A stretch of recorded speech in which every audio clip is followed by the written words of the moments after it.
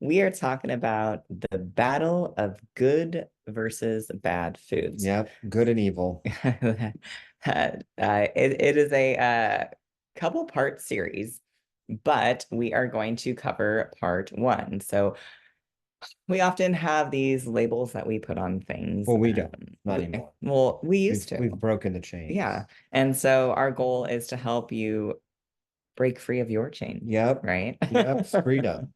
Freedom. So the Yes. battle of good versus bad foods, part one. Oh, So food is neither good nor bad. You've probably heard us say this before.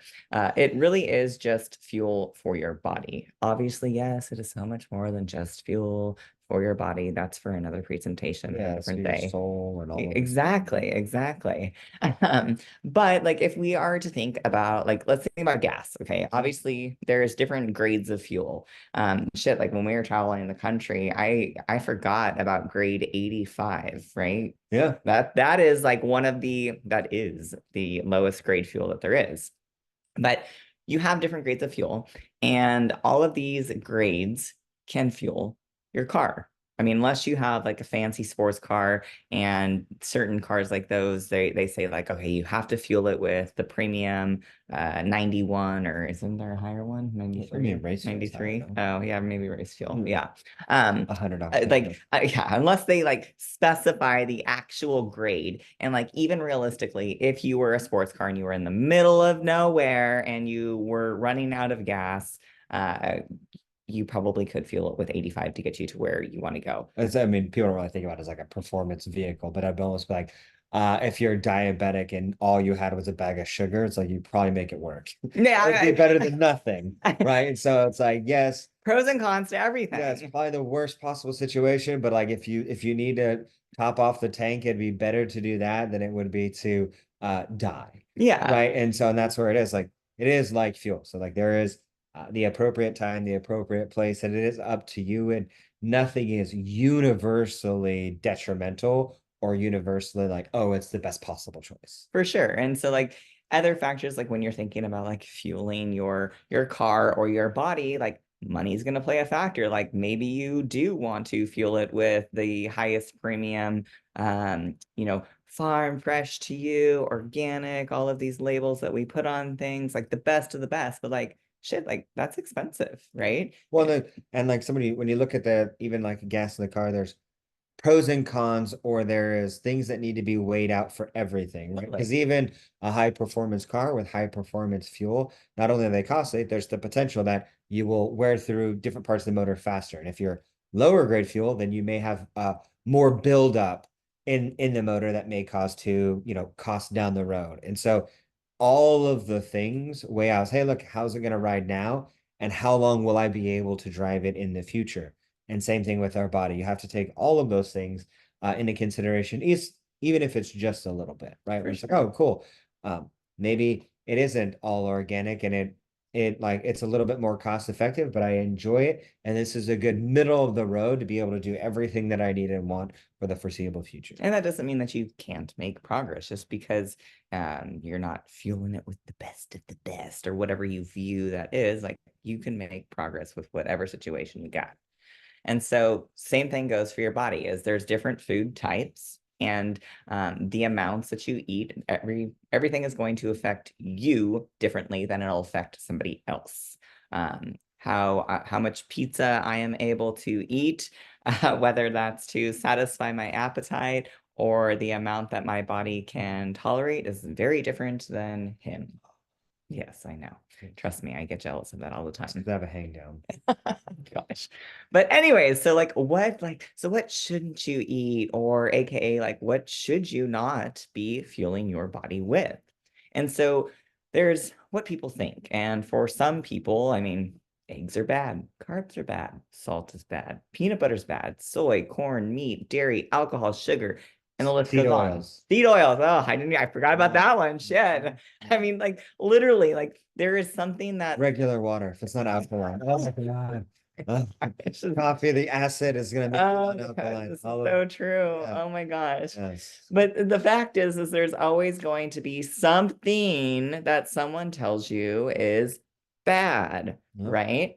And so, like, if you subscribe to this, well, I shouldn't be eating this, then the reality is that you'd really be left with nothing to eat. Yep. And That would be worse. that would be bad. Yeah. Like, So once again, like the diabetic in the desert with nothing to eat, it would be better to have a spoonful of sugar. yeah, I mean, there's going to be pros and cons to anything. And so anything in excess is probably not the best for your body. And like that even comes down to water or the healthy things that we all view because like as a previous ER nurse, you can overconsume water and you dilute all of the good things within your body. And guess what? You can die. Yeah. But not enough water, you can Well, die. it's like the little memes, the little fun little t-shirts, like the avocados, the eggs, like I'm the good fat. It's like, Oh yeah, yeah, oh but even gosh. if you have too much of that, you're not going to be good fat. Totally. Yeah, you're no longer good.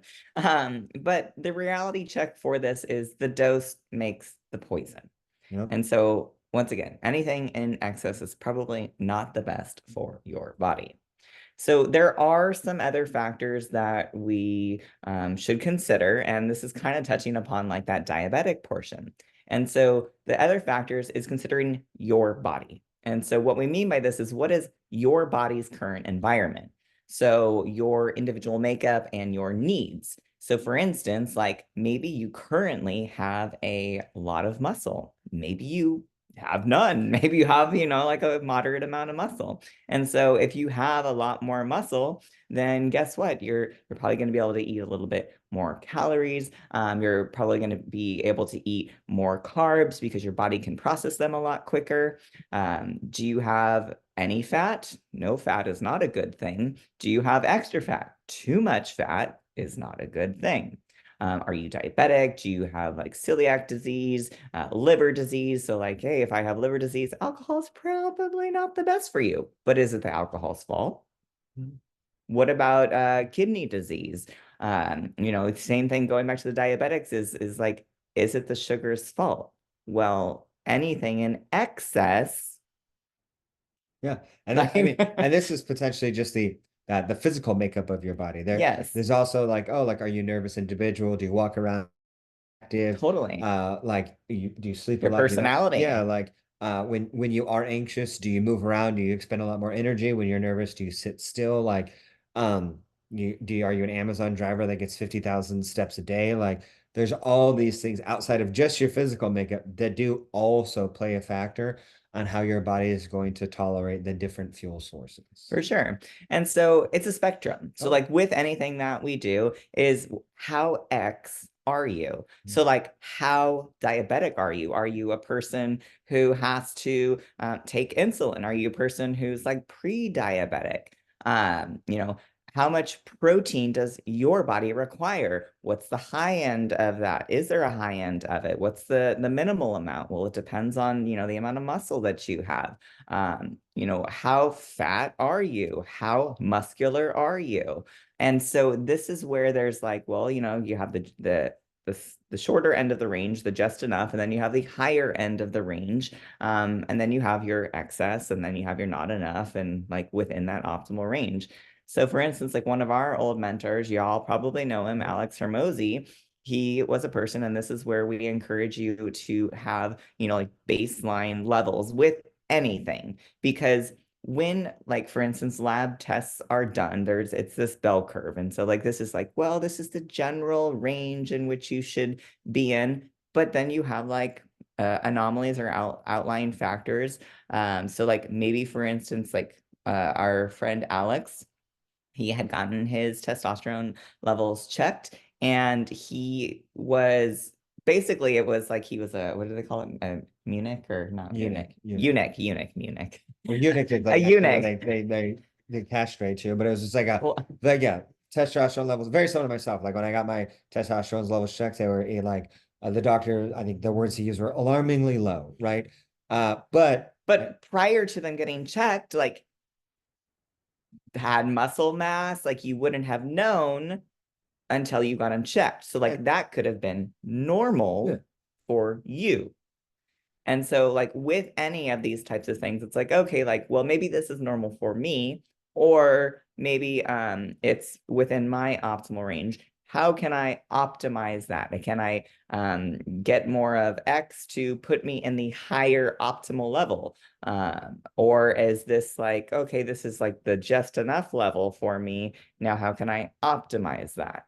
But yeah, with anything, it's really like your body is a spectrum. The same thing with your calorie tolerance. Like if we were to go and reflect back on the golden maintenance range that we talk about inside of fuel phase 3, there is a calorie range in which all of us live in. Like you don't live at, we'll say 1,500 calories a day every single day, because the reality is some days you expend more, some days you expend less. And so there's this window in which you're able to eat a certain amount of calories and maintain your weight. But like with the testosterone, it's like having the baseline is important because everyone's range is different. So Yes. it's not like, oh, I think the dangerous for a lot of people is like, oh, well, how many carbs should I be eating? Or what is my range? It's like, well, yours is different and yours will change, which is why having establishing a baseline, tracking, measuring, being aware is so important and so impactful because it's not as easy as, oh, hey, look, here's your range, here's my range. We'll just stay here forever. Yeah. We're happy. If it was that easy, everyone would be in great shape because they would know the targets they need to hit and they'd be able to hit them forever. Because even for instance, like people who are like gluten intolerant, it's like there's some people that are like they sniff gluten, or like a peanut allergy. They It's nuts. smell, it's nuts. They smell it and they go into an anaphylactic shock. Versus like some people, it's like, oh, like I can have a single peanut and I'll be fine, or I can whatever. There is a degree in which your body responds, and it is different and it can change depending on your environment and how you fuel yourself. So it is not the food's fault. No. So whether you were born with one of these things or your lifestyle, which a lot of the times our lifestyle plays a significant factor in how our body responds to these things. So whose fault is it? Who's fine. It just is. It just Something is. doesn't have to be at It, fault. it doesn't, Yeah, yeah. It is what it is, and yeah, you got to work with what you got. So ain't it's no doubt like about that. the It's facts, right? Where it's like, oh, it's yeah. cool. Like, It's like, okay, yeah, this is what I'm working with. Now what? yep, Now I'm what? sensitive to these things. And Okay. that's And that's okay. maybe that sucks, maybe it doesn't, maybe it's good, maybe it's bad. It's really nothing. It's just it is knowledge for you to be able to take so that you can move it in the direction that you want. Yep. So food is not the enemy. Your environment, aka the body, affects how you respond to it. And so by fixing your body with the proper balance. So how do you fix your environment? How do you fix your body? Well, it's really focusing on those foundational skills that we talk about all the time. It's consuming adequate calories for your body. It's consuming enough protein and micronutrients for your body. It's finding a way of movement that allows you to be consistent, that allows you to make progress. That complements the food that you're Yes. eating, right? Because like if your movement is up and down, that the things that you eat may need to be different to complement the For amount of sure. movement that you do have. It's making sure that you're getting proper sleep, reducing stress, staying hydrated. Another thing, like, and this is probably one thing you don't even think about, it's really having like love, kindness, and patience for yourself and for others. Because if you can't do it for yourself, it makes it very difficult to do it for others. And that's why, like, even if it's like loving for others is different because they make their own food choices. Or if we're sitting down and I can eat twice as much pizza as her, she may be angry with me, and that doesn't do anyone any good. Right. So you have to love yourself and other people when Yes. they're eating things that maybe you want to eat, but maybe your body doesn't make sense for right now. Yeah. It's figuring out the social life that makes sense for you, that you enjoy, makes sense for your goals. It's being present and enjoying each and every day. And so it's really just about focusing on the simple things. The simple things, yes. Is That the bottom one that was it? Eat the calories? what? Eat the calories? Yeah, was that the ET? Oh, No, you're so that's not. ridiculous. Yeah, ETC, yeah, etc. eat the calories. Eat the calories. Oh my gosh, Yes. that's my husband for you. Yeah. But anyways, food is fuel for your body, and yes, it is so much more. That's another presentation, like I mentioned. But many factors will affect what you choose to fuel it with, and how your body responds to it. So, where are you on the spectrum Oh, of life? How rich are you? How poor are you? How muscular are you? How XYZ are you? And so food is not the enemy. So we challenge you to remove the labels that you put on the foods that you eat, focus on fixing your environment, aka your body, and be sure to check out the Battle of Good versus Bad Food, part 2, where we define bad foods like junk food, processed food, empty caloried foods. But if you have any questions, make sure to submit a question or apply for a breakthrough session inside of our Fit Foodie coaching course.